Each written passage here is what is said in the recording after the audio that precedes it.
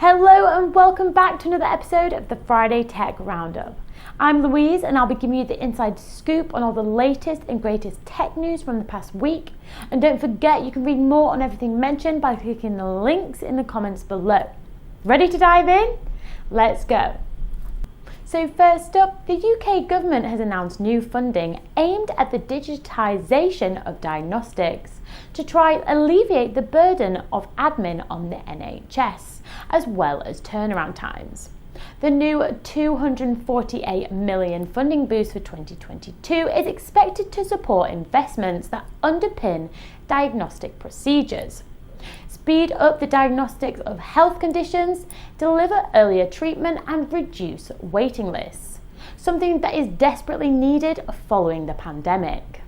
So next up, heads of IT are being urged to consider how to take their role forward as organisations develop business strategies that rely heavily on digital technologies. Gartner analysts have said that technologies can help CIOs gain freedom from historical insights, legacy business practices and bias.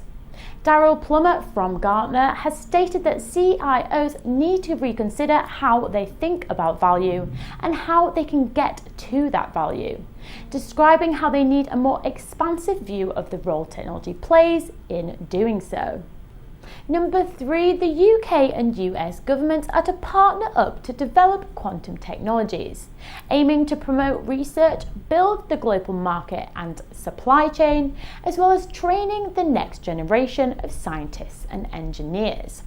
The partnership is part of a £1 billion government and industry investment from the National Quantum Technologies Programme that aims to commercialise quantum innovations and ensure the UK is a world leader in quantum science and technologies. Number 4, the Bank of England has taken the next steps in a digital money plan. The Bank of England and the Treasury are to launch a formal consultation on a UK central bank digital currency, looking at the design and the possible benefits. The currency is for use by households and businesses and will sit alongside cash and bank deposits instead of replacing them. But no decision has been made whether to have such currency in the UK. And finally, number 5, at this year's Ignite conference, Microsoft announced a series of new offerings, including an Azure OpenAI service, Azure Communication Services SMS shortcode, and a cloud-native offering with Azure Container Apps, currently in preview. Along with its new offerings, Microsoft also launched a number of improvements and features for its existing offerings. If you'd like to learn more about the announcement made, you can explore them in Microsoft's Book of News, which is an interactive guide available now. So that's all the tech news we could squeeze in today, but of course we've got a few ECS shout outs. We've already announced the date for our next DevOps Playground on Thursday the 25th of November. This will be hosted by our very own Cameron Harper and we'll be teaching you how to keep your containers secure.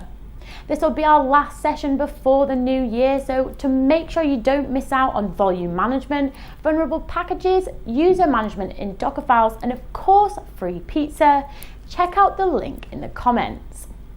Also, we'd just like to say a huge good luck to our ECS'ers who are taking part in an End Youth Homelessness sleep out tonight. You're all fundraising for such a great cause and we hope that this can help in the company's mission to support young, vulnerable people nationwide. Good luck to everyone. So thank you for joining me on this week's episode of the Friday Tech Roundup.